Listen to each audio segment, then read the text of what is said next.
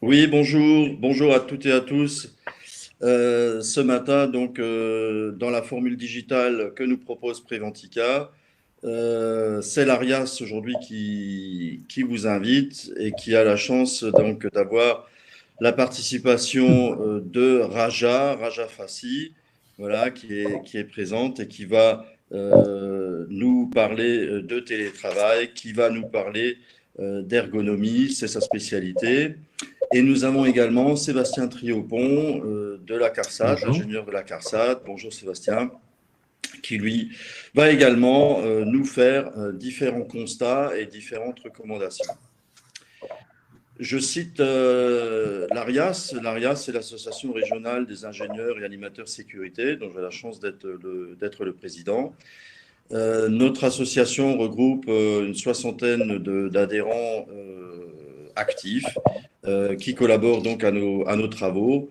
Nos travaux qui consistent à être en veille juridique, à être en veille sur tous les phénomènes de risque qui sont actuellement notre quotidien. Et effectivement, le risque sanitaire fait partie de ces risques-là et tous les risques émergents auxquels nous sommes confrontés en entreprise.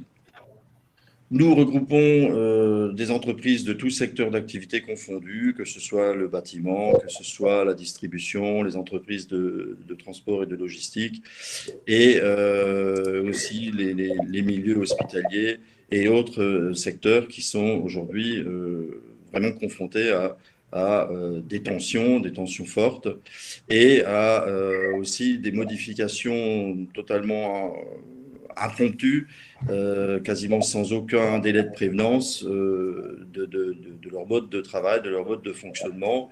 Et il a fallu effectivement se confiner, il a fallu bien évidemment continuer à travailler, continuer à faire fonctionner nos organisations et nos entreprises. Et le télétravail a été une solution immédiate, une solution d'urgence, une solution qui s'imposait et aussi une solution imposée. Et donc, c'est toutes ces problématiques-là que nous allons aborder avec nos deux intervenants ce matin et chercher effectivement comment continuer à travailler en télétravail, mais cette fois-ci avec une formule, sur la base d'une formule concertée, sur la base d'une formule acceptée aussi par toutes les parties prenantes. Et vous n'êtes pas sans ignorer qu'il y a actuellement, dans la plupart des entreprises, des négociations en cours sur ce sujet. Et là aussi, nous avons voulu, l'ARIAS, être précurseur et apporter véritablement de l'information en temps réel sur ces problématiques, de manière aussi à étoffer, à donner des arguments et à donner et avoir l'entièreté de la problématique dans ces discussions, de manière à ce qu'elles aboutissent sur une formule qui agrée et qui soit durable dans le temps et qui soit saine, comme le thème chapeau de Préventica cette année pour une entreprise saine et en sécurité. Voilà. Donc, je vais donner donc la parole à Raja, qui Merci. va nous présenter donc sa vision et sa façon Tout à d'aborder fait. notre problématique. Donc effectivement, merci Jean de cette invitation à participer à Préventica 2020 sur le thème donc du télétravail. Donc moi je suis ergonome finalement et je vous propose d'aborder ce thème du télétravail sur le volet plutôt centré sur l'individu. Donc j'essaie de partager mon document, voilà. Et j'en profite pour vous rappeler que si vous avez des questions à poser, vous avez effectivement l'onglet questions dans le chat qui vous permet de nous adresser des questions. Donc, ce sujet du télétravail a été abordé donc, ces dernières semaines sur le volet effectivement juridique, comme l'a dit Jean, sur le volet organisationnel. Sébastien nous en touchera quelques mots tout à l'heure. Je vous propose donc, comme je vous l'introduisais, d'évoquer cette question sous l'angle de l'individu et sous l'angle de son corps. Quels sont les impacts finalement sur sa santé qu'a eu finalement les situations de télétravail. Alors, on plante le décor et vous l'aurez compris, mon fil rouge, c'est le corps au travail. On plante le grégor en se posant la question, finalement, qu'est-ce qui a impacté sur le corps, sur le fonctionnement du corps lorsqu'on est en situation de télétravail. On va y avoir effectivement un déficit postural, puisqu'on va être assis de manière assez prolongée, et d'ailleurs plus prolongée que si on est au bureau, puisqu'on va être dans des situations d'isolement, on va être concentré sur notre activité de travail, on va s'oublier devant son écran et on va avoir moins tendance à se lever, à se dégourdir les jambes. Donc, on va effectivement être dans un déficit postural puisqu'on est assis de manière prolongée. On va être aussi dans des limites physiologiques puisque avec un travail sur écran, le travail sur écran va sursolliciter le système visuel. Et donc, on va engager une fatigue visuelle plus accrue, des maux de tête, des migraines, puisqu'aussi, on l'a démontré, en télétravail, on a moins tendance à lever son nez de l'écran. On va s'oublier devant son écran et on va moins faire ce travail de gymnastique visuelle. On va être aussi dans une perturbation ou une intensité au niveau de la charge mentale, puisqu'on va être dans des concentrations plus intenses ou une exigence de concentration plus intense, puisque isolé dans sa chambre, on va être possiblement perturbé par le bruit des enfants, par le bruit d'un élagage dans le jardin, etc.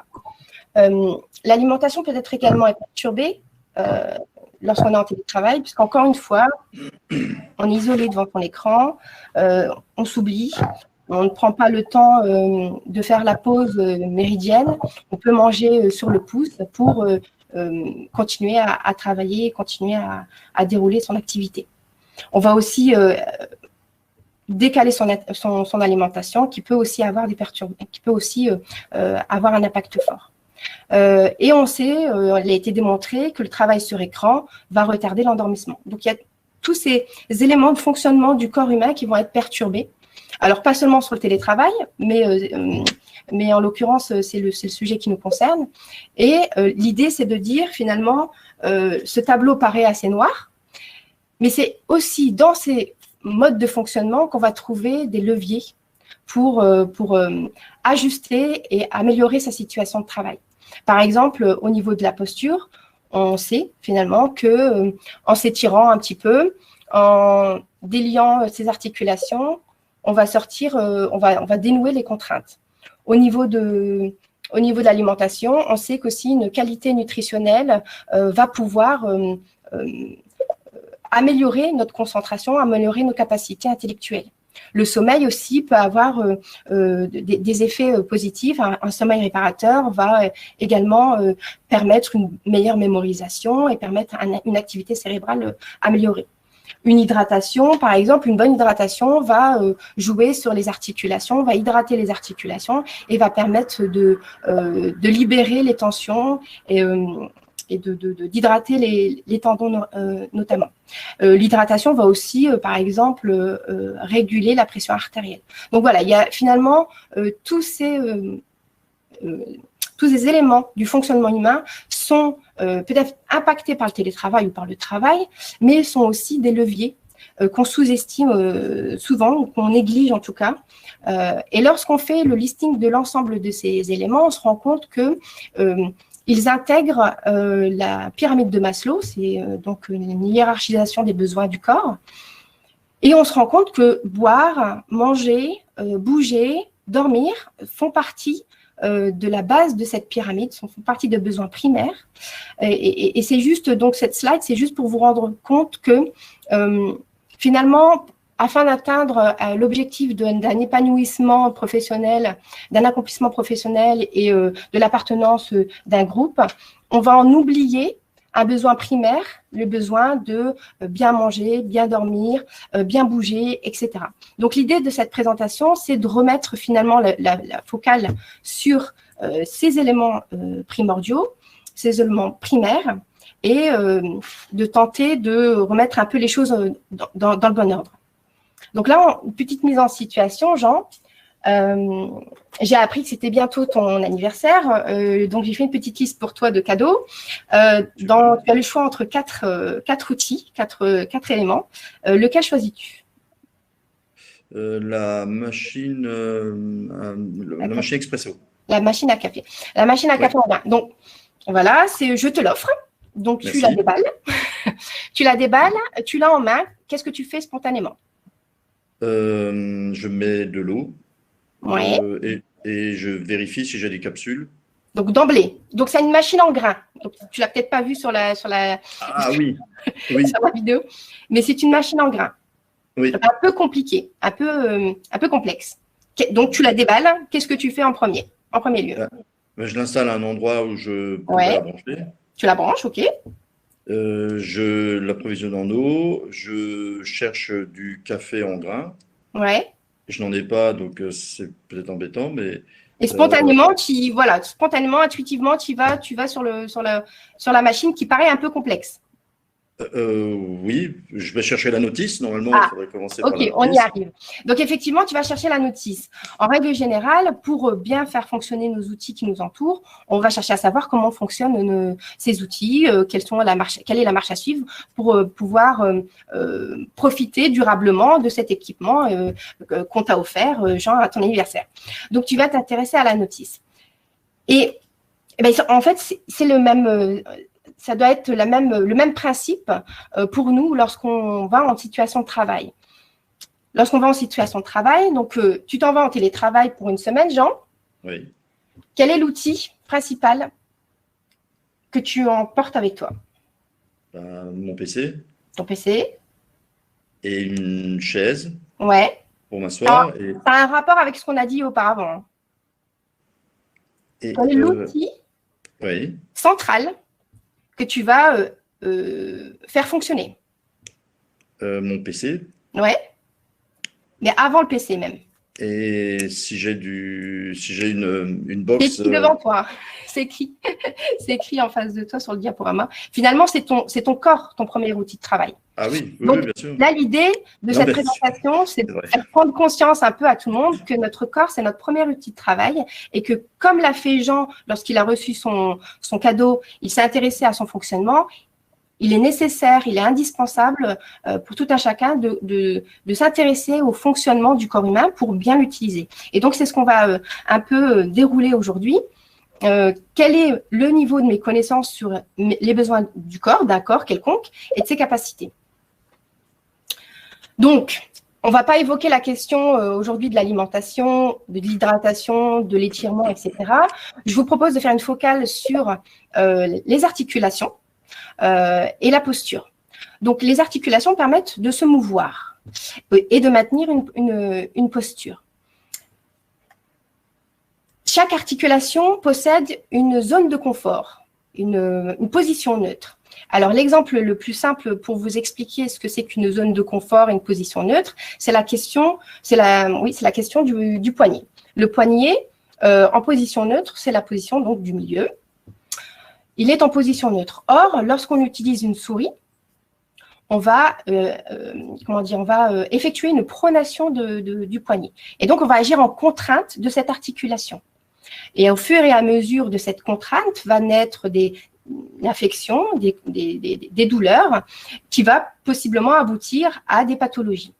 Donc, l'idée, c'est de connaître suffisamment l'anatomie pour utiliser des outils ou se positionner de telle sorte à ce que nos articulations sont en position neutre la majeure partie du temps. Donc là, par exemple, il y a eu conception d'une souris verticale qui permet l'utilisation du poignet en position neutre et on supprime complètement les contraintes. Donc de la même manière, on va avoir cette même réflexion et cette même logique pour l'ensemble des articulations qui sont impactées sur le télétravail, puisque c'est le sujet qui nous intéresse. Donc, au télétravail, on va avoir des contraintes assez importantes au niveau des cervicales, au niveau des épaules, au niveau des coudes et au niveau du tronc. Donc, l'idée, c'est de connaître la position neutre de chacune de ces articulations. En position neutre des cervicales, il faut s'imaginer finalement la tête, le sommet du crâne suspendu à un fil. On voit arriver un double menton, donc voilà, on exerce on exerce un réajustement de la tête, on a le double menton qui apparaît, et là, on est sur une position neutre des cervicales. La tête doit être dans l'alignement des épaules. Pourquoi? Parce que lorsqu'on est projeté comme ça, la tête est projetée vers l'avant, ce qu'on réalise souvent finalement lorsqu'on est devant son écran, le poids de la tête va être d'autant plus important sur les cervicales. On va passer d'un poids de 5 kg lorsqu'on est bien dans la verticale de ses épaules, ça peut aller jusqu'à 20 kg exercés sur les cervicales. Donc, c'est ce qui va induire des douleurs, des tensions au niveau du cou.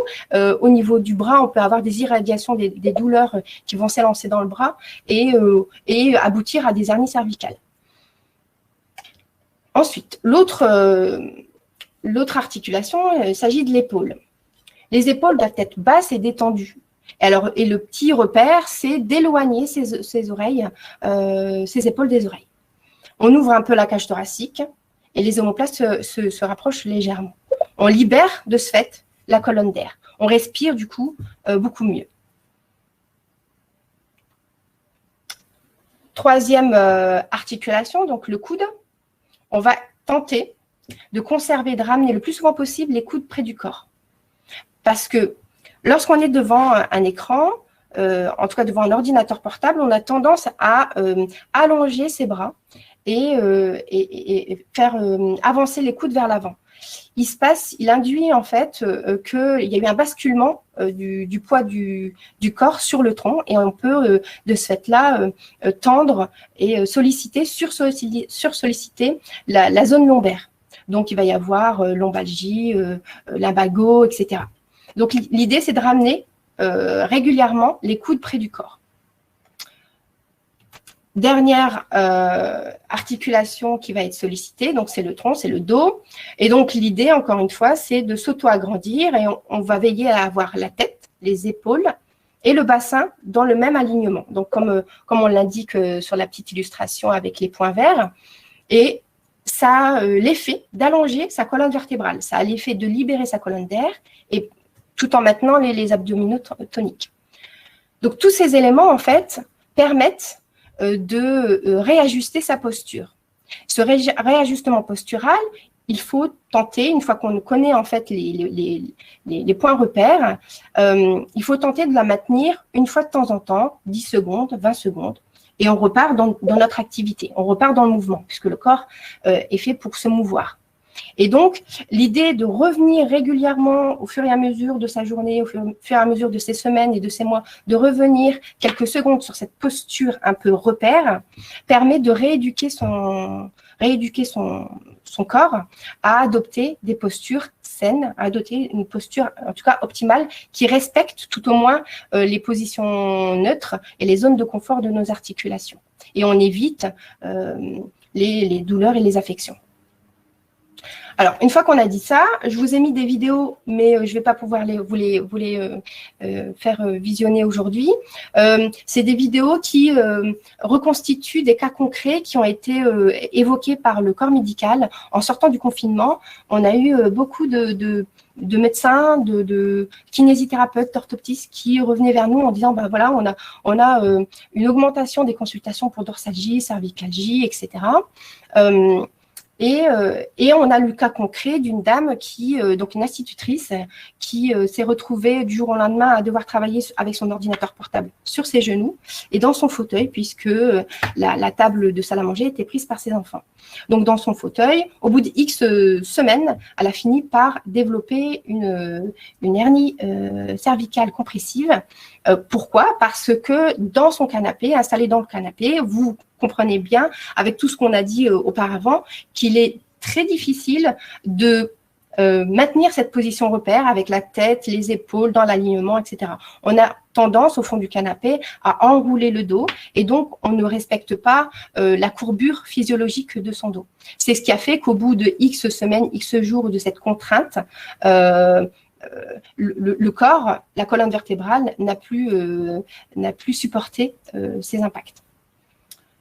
L'autre cas concerne un cas plutôt de problématique visuelle qu'on évoquera peut-être une autre fois. Donc, vous l'aurez compris, l'idée, finalement, c'est d'appréhender son corps comme un outil de travail et connaître ses besoins et ses capacités. L'idée, c'est d'optimiser son fonctionnement et éviter l'installation de douleur. Puisque, on le rappelle, le travail sur écran en télétravail n'est pas le travail sur écran au bureau. Pourquoi? Parce qu'au bureau, on est installé en règle générale, sur un siège plutôt avec un dossier haut, on est sur un bureau de travail, on a son écran, voire son double écran, on a son clavier, on a sa souris, enfin voilà, on est installé d'une manière plus appropriée que lorsqu'on est chez nous à la maison, installé sur le bureau de la gamine ou installé sur son fauteuil ou sur son lit. Donc, alors concrètement, comment je mets en application tout ce que je viens de vous dire? Finalement, lorsque je vais être assis sur ma table de salle à manger, sur une chaise classique, souvent, on va être les bras, les coudes en tout cas, surélevés, puisque la table de salle à manger est souvent surélevée par rapport à un bureau classique. Et donc, l'idée, c'est, on l'a dit tout à l'heure, de ramener les coudes près du corps. Donc, pour ramener les coudes près du corps, on va surélever l'assise. On va surélever l'assise à l'aide d'un petit coussin. Une fois qu'on a surélevé l'assise, on vérifie qu'on a bien les coudes près du corps, bras à 90 degrés. Ça, c'est le premier niveau de réglage. Ensuite, l'autre niveau de réglage, c'est ce qu'on a dit tout à l'heure, on évite d'arrondir son dos au fond du siège, au fond de la chaise, et on va venir s'installer pour avoir la tête, les épaules, le bassin et les chevilles dans le même alignement, comme l'illustre la photo à côté. Et donc, on est sur une position repère. L'idée, c'est de ne pas garder cette position de manière statique. Le statique n'est pas raisonnable. L'idée, c'est dans le mouvement, dans l'activité, de temps en temps, je m'arrête 10 secondes pour me redresser et me repositionner correctement. Ensuite, les autres éléments de réglage viennent après ce premier réglage des coudes. On va faire en sorte d'avoir notre écran, la hauteur de notre écran au niveau des yeux, pour éviter d'avoir à arrondir comme ça les cervicales et créer des contraintes à ce niveau-là. Donc, l'idée, c'est de rehausser l'écran de son ordinateur. Alors, vous me direz, de ce fait-là, moi, j'ai plus accès à mon clavier. Il faut s'équiper d'un clavier déporté pour venir l'installer en face de juste en face de nos mains.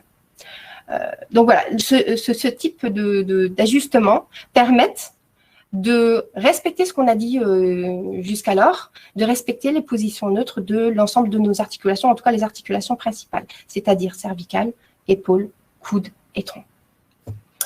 Voilà ce que j'avais à vous dire pour ce sujet sur comment je m'ajuste en télétravail. Alors, on a évoqué la question de la posture. Il sera effectivement aussi intéressant de se pencher sur la question de l'alimentation pour une activité cérébrale performante. On se penchera aussi sur la question de l'hydratation, comment je m'hydrate, pourquoi je m'hydrate, etc. On va aussi se poser la question des étirements. Comment je m'étire correctement? Parce que parfois, on peut être amené à suivre un tuto vidéo sur un étirement et finalement se faire mal. Donc, comment je m'étire correctement en verrouillant certaines parties de mon corps, etc., etc. Voilà pour moi. Je vous remercie de votre attention. Merci beaucoup, Raja. Raja Fassi, donc ergonome, IPRP, consultante chez Handy Expert RH, pardonnez-moi. Voilà, il y a une question qui vient de tomber également, c'est l'alimentation. Est-ce que vous pouvez encore nous toucher un mot sur la problématique de l'alimentation? Oui, la qualité finalement nutritionnelle va être importante. Et la qualité et le moment en fait de la prise alimentaire va être importante. Dans une activité cérébrale, l'idée, c'est d'augmenter, de muscler un peu notre apport protéinique, en tout cas le matin. Au petit déjeuner, intégrer un élément protéinique, donc une protéine, intégrer des matières grasses, de bonnes matières grasses, comme du beurre, comme de l'huile d'olive, pour permettre au corps de régénérer ses fonctions cognitives. Et puis, au fur et à mesure de la journée, respecter en fait les sécrétions hormonales finalement. Parce que la qualité de notre alimentation va favoriser une bonne sécrétion hormonale. Et la bonne sécrétion hormonale va induire une attention particulière, une bonne attention, une moins forte irritabilité, va régler nos émotions, va régler un tas de choses, notre activité cardiaque, etc. Et donc, par exemple, on sait que vers 16 heures, en fonction des gens, vers 16 heures, il va y avoir un pic d'insuline. Donc, c'est à ce moment-là, par exemple, qu'on va intégrer la petite touche sucrée de notre alimentation. C'est là qu'on va pouvoir prendre de la confiture ou des chocolats. Voilà, c'est l'idée, encore une fois, comme je vous le disais en introduction, c'est de s'intéresser au fonctionnement du corps. Et le fonctionnement du corps est induit par une sécrétion hormonale. Cette sécrétion hormonale va être favorisée par l'alimentation. Donc, quel type d'alimentation pour une bonne sécrétion hormonale? Voilà un peu le type de clés qu'on peut vous donner. Merci Raja. Et tout de suite, en direct, encore une fois, une question. Combien de temps maximum devrions-nous rester assis? En règle générale, on s'accorde à dire que pas plus de 2 heures, mais c'est en fonction de ses capacités. Moi, je sais que j'ai des difficultés à rester assis plus de 1 heure. Parce que j'ai une fragilité au niveau lombaire. Mais voilà, on s'accorde à dire qu'au bout de 2 heures, il faut se délier un petit peu les jambes et puis voilà, se délier les articulations, aller faire un tour à l'imprimante, aller faire un tour en cuisine, se faire un café, etc.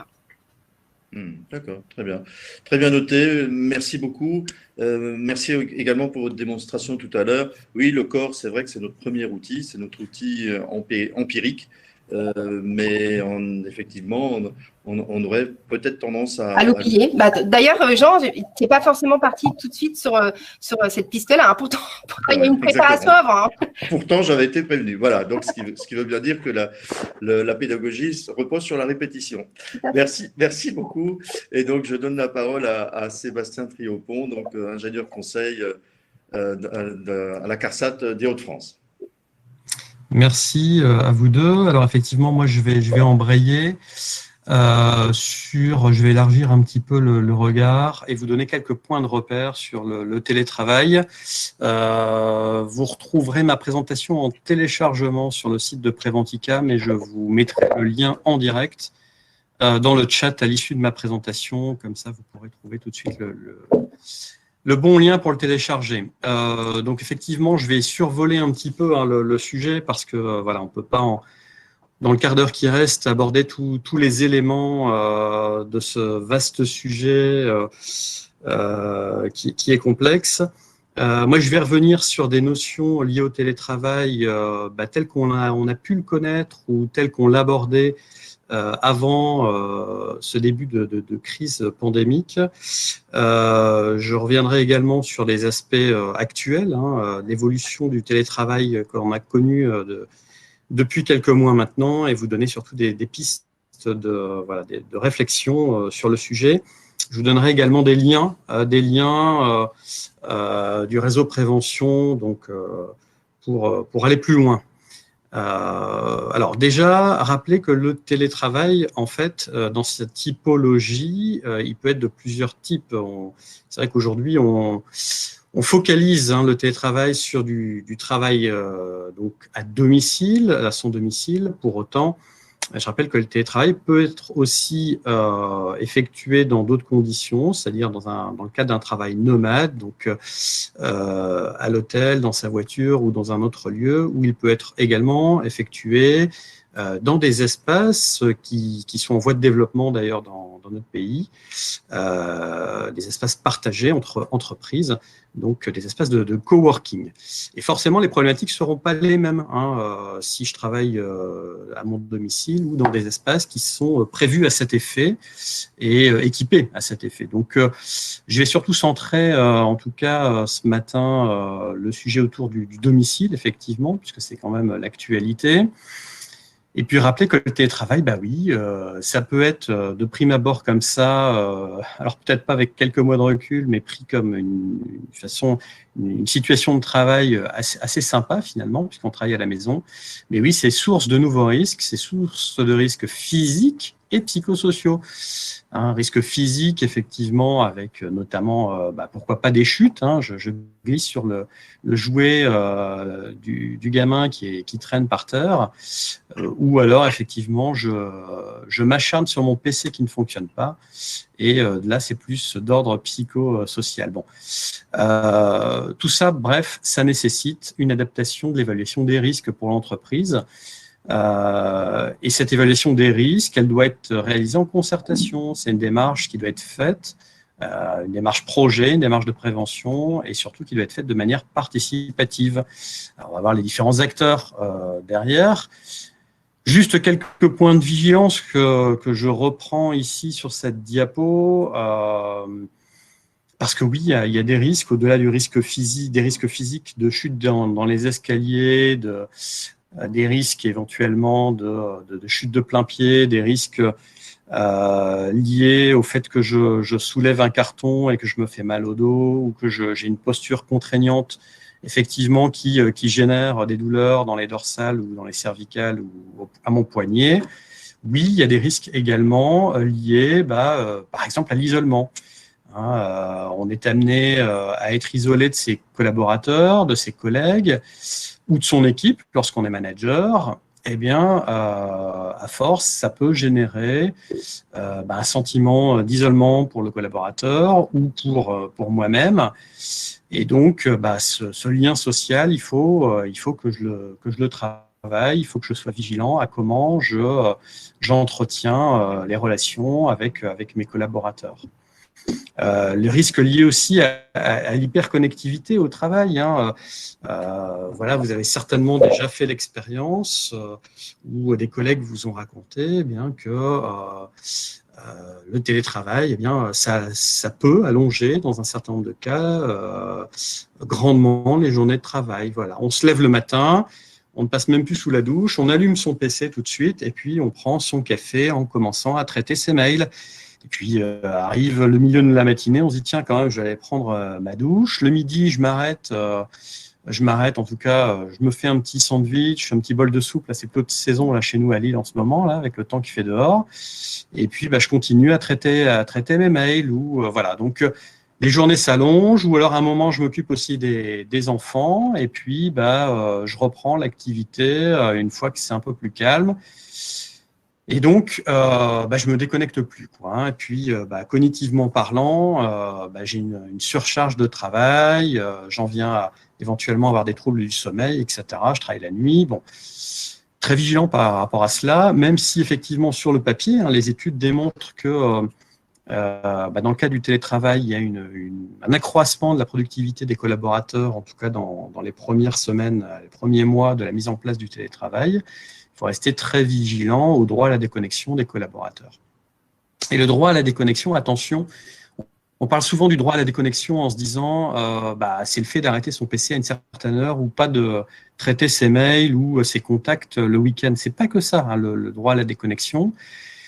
Le droit à la déconnexion, c'est aussi à certains moments de la journée de savoir se faire des pauses et de ne pas enchaîner, de ne pas enquiller comme ça, visio sur visio, traitement de mail sur traitement de mail, mais aussi de se faire des pauses et de prendre soin de son corps, comme disait Raja précédemment.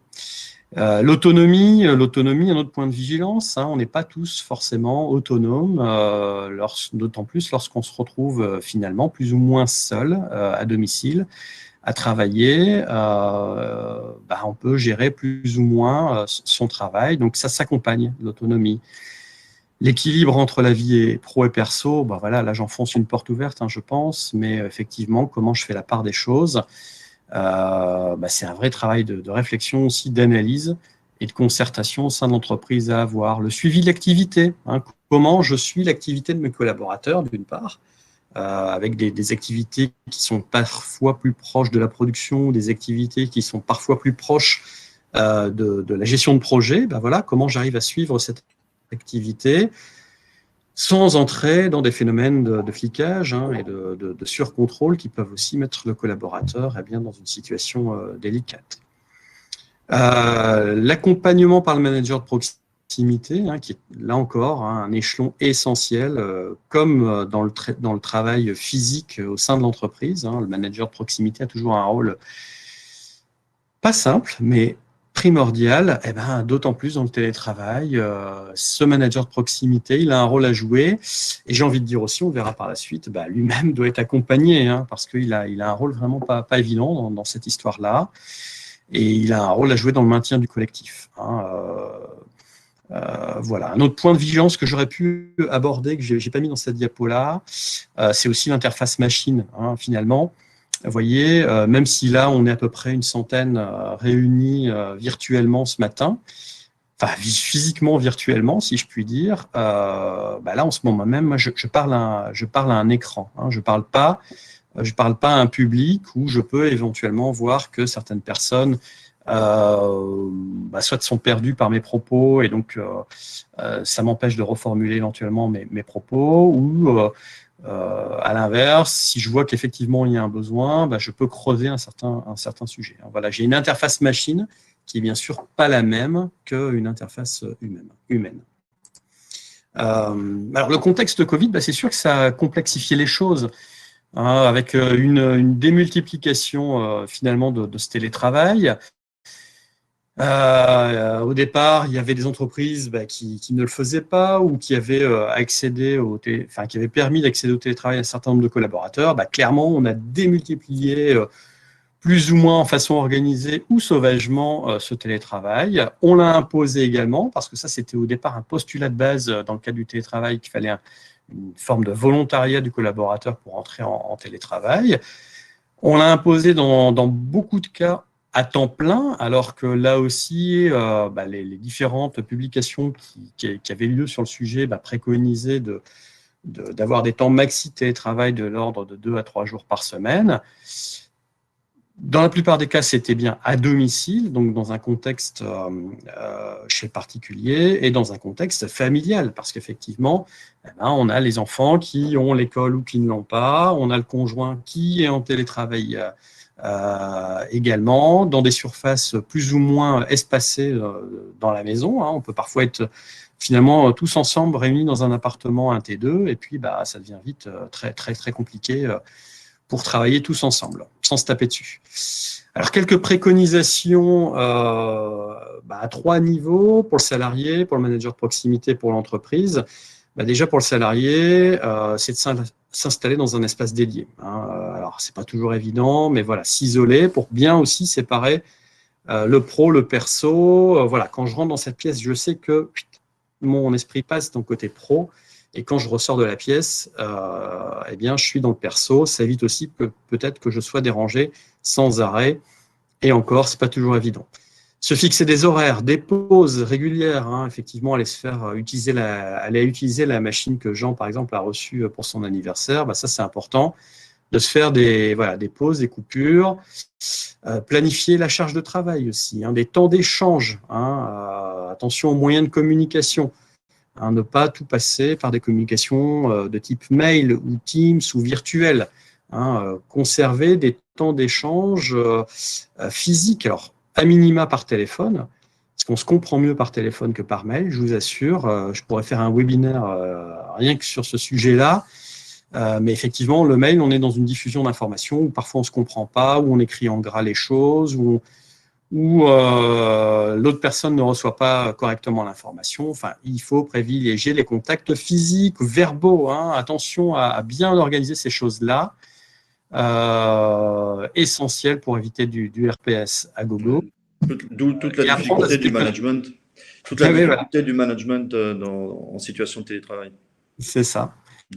C'est pas évident de se connecter parfois, voilà, mais il faut se planifier des temps d'échange. Apprendre à se connecter, alors le soir, mais aussi dans la journée. De temps en temps, on se fait des pauses pour le cognitif, c'est important. Et puis, alors d'utiliser des outils de communication variés, différents, et de garder un contact avec l'entreprise. Ne pas rester isolé. On peut avoir des collaborateurs, moi je l'ai vu récemment, eh bien, qui se sentent tellement isolés qu'ils ne communiquent plus qu'avec les autres que par mail, parce que quelque part, ils se mettent en position de repli et n'arrivent plus à prendre leur téléphone et à communiquer avec les autres. Donc, attention, vigilance. Pour le manager de proximité, oui, c'est d'être vigilant à tous ces points-là, d'assurer le contact régulier, de respecter ce droit à la déconnexion et d'adapter pour ses collaborateurs les priorités, refixer les priorités, les charges de travail et les modalités de suivi, et d'organiser ces temps d'échange collectif essentiels pour le bien-être de tous. Et ne pas oublier éventuellement les non-travailleurs, parce qu'on peut avoir des gens qui restent en physique pour un tas de raisons et qui peuvent avoir des ressentiments, je vais un peu vite, je caricature les choses, mais un peu d'être puni. Tiens, moi, j'ai pas le droit au télétravail. Pourquoi? Je suis pas équipé, ou j'ai pas l'autonomie, ou pour un tas de raisons. Donc, de concilier tout ce public-là, tout ce collectif, et de ne pas oublier les uns et les autres. Pour l'entreprise, j'aurais pu commencer par elle, mais voilà, finalement, cette entreprise, elle doit chapeauter tout cela. Donc, ne pas oublier d'accompagner ces managers de proximité qui sont les premiers confrontés à toutes ces problématiques-là, et surtout d'organiser une assistance à distance des outils informatiques, parce que si mon PC plante ou si mes logiciels ne fonctionnent pas, je suis chocolat. Et donc ça, il faut l'organiser, il faut le prévoir. Alors, je vous ai mis des repères. Je suis désolé, je vais un peu vite, mais le temps passe et le temps est limité. Voilà, vous avez les liens directs pour télécharger des brochures de l'INRS sur le télétravail, avec des pages spécifiques liées au travail sur écran, un focus juridique aussi, puisque ça a beaucoup évolué ces derniers mois, donc vous retrouverez toutes les questions, toutes les réponses à vos questions sur ce focus du juridique. On a aussi une page spécifique de l'INRS sur le télétravail en situation exceptionnelle que l'on connaît actuellement. Et puis, la CARSAT des Hauts-de-France a publié un guide là-dessus également que vous pouvez télécharger, assez court en nombre de pages pour aller à l'essentiel. Et justement, Sébastien, une question Oui. de la part de Julie. Doit-on rajouter ces risques, les risques induits par le télétravail, dans le document unique? Oui, bien sûr, bien sûr. Alors après, moi j'ai envie de dire, voilà, l'évaluation des risques et le document unique, nulle part il est indiqué dans la réglementation qu'ils vont en faire des tonnes, qu'il faut en faire des livres de 500 pages, il faut savoir aller à l'essentiel, mais oui, c'est quelque chose qu'il faut évaluer. Et moi, je vous invite à vous poser en collectif autour de ces questions-là et de mettre l'essentiel, d'ajouter l'essentiel de vos réflexions dans le document unique, bien entendu. Alors, on vous propose des formations aussi à la CARSAT, j'en profite, qui sont sans frais pédagogiques, qui sont incluses dans les taux de cotisation des entreprises. Souvent, on l'oublie. Donc, vous avez le lien de notre catalogue en haut. Par rapport à cette question-là, 2 formations que j'ai mises en avant. On propose un e-learning, c'est d'actualité, ça se fait à distance pour les dirigeants, ça dure 3 heures, pour mesurer les enjeux de tout cela. Vous voyez, là, j'en ai parlé pendant 10 minutes, mais forcément, j'ai pu aborder que très sommairement les choses, donc n'hésitez pas à aller faire ce e-learning, c'est ouvert à tous, enfin essentiellement quand même aux dirigeants. On a une formation action, analyser une situation de travail, donc là avec des cas pratiques, on l'effectue toujours pour le moment en présentiel. Et puis juste un petit rappel, parce que je suis sûr un tas de gens qui ne connaissent pas la CARSAT parmi nous ce matin. La CARSAT souvent c'est identifié comme un organisme qui gère les retraites, mais pas que. On gère également donc la santé au travail, donc on accompagne les entreprises, on peut accompagner les entreprises sur le sujet des risques professionnels et on fixe aussi le taux de cotisation des entreprises. Tout cet accompagnement donc est à votre disposition sans frais pour l'entreprise et je ferai juste quelques focus sur cette dernière diapo que vous pouvez retrouver dans le document donc à télécharger. C'est qu'on peut aider financièrement les entreprises, sous réserve d'éligibilité bien entendu. Tout ça, vous retrouvez les conditions sur notre site internet. On a aussi des laboratoires, des unités techniques qui peuvent vous accompagner par rapport au risque d'exposition des salariés, aux risques physiques, chimiques, biologiques, et donc faire du mesurage et de l'accompagnement gratuitement, ce qui vous permet de reprendre ces coûts dédiés au mesurage pour faire d'autres choses dans l'entreprise, d'améliorer les conditions de travail, pourquoi pas. Voilà, on a des formations, on propose des listes de consultants, ce qu'on appelle les intervenants en prévention des risques professionnels. Donc, voilà, on a une offre de service souvent méconnue de la part des entreprises à disposition. Donc, surtout, n'hésitez pas à cliquer sur le lien qui est sur cette diapo-là pour en savoir plus.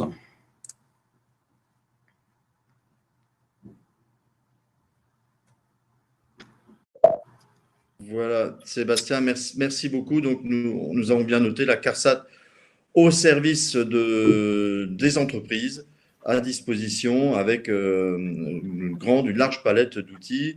Merci à toi, Sébastien. Merci à Raja, donc Andy Expert RH et donc ergonome clinicienne. Merci à tous les participants. J'ai quelques questions encore, mais malheureusement, le temps nous est trop compté pour pouvoir les passer en revue.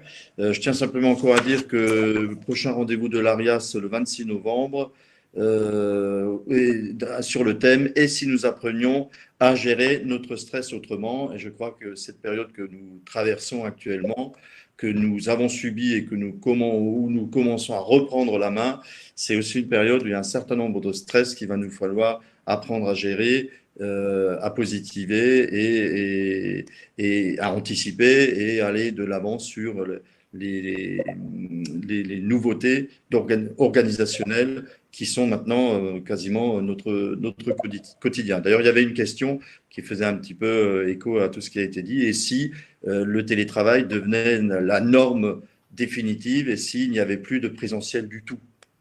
Donc, Sébastien, je ne sais pas si tu veux rajouter un mot à cette question. La question, excuse-moi Jean, mais j'ai l'impression. Oui, pardon, la question qui a été posée est si le télétravail devenait la norme exclusive, s'il n'y avait plus que du télétravail, s'il n'y avait plus de présentiel. C'est vrai qu'il peut y avoir cette réflexion-là. On l'a entendu à un moment donné pendant la période de confinement. On peut se poser ça à la fois pour des activités de bureautique, mais aussi pour d'autres activités comme la formation. Voilà, moi, je suis pas Madame Irma, j'ai pas de boule de soleil. Il faut s'adapter aujourd'hui avec la situation et personne ne peut connaître la suite. En tout cas, moi, ce que je préconise, c'est tant que faire se peut, de faire du mixte, en fait, de mixer les choses. Donc oui, ce télétravail et puis les nouvelles modalités de communication, comme celles qu'on a ce matin, nous permettent de faire des choses différentes et complémentaires finalement à ce que l'on faisait avant. Mais j'insiste de mon point de vue sur cet aspect-là. Pour moi, ce sont des modalités complémentaires et il ne faut pas oublier la nécessité de travailler le collectif en présentiel. Il ne faut pas oublier aussi tout le côté informel des choses lorsqu'on se rencontre. On prend un café ensemble, on discute aux pauses, on discute entre deux. C'est comme ça qu'on tisse des réseaux, c'est comme ça qu'on crée des liens de travail, qu'on crée des affinités avec des collaborateurs. Donc, attention à ce point de vigilance-là et attention à bien équilibrer les choses de mon point de vue aujourd'hui. Voilà, on verra comment les choses évoluent, mais tant qu'on peut faire du mixte, moi, je préconise de faire du mixte. Voilà. Très bien. Merci beaucoup. Je vous fais parvenir à vous deux, Sébastien et Raja, des questions qui sont encore intervenues, de manière à ce que vous puissiez répondre sur les étirements ou sur des questions en lien avec la jurisprudence, la réglementation. Donc, merci à vous deux, merci à tous nos participants et à très bientôt pour de nouveaux webinaires, toujours sur des sujets effectivement d'actualité. Merci, à très bientôt. Très bonne journée à chacun. Au revoir. Au revoir.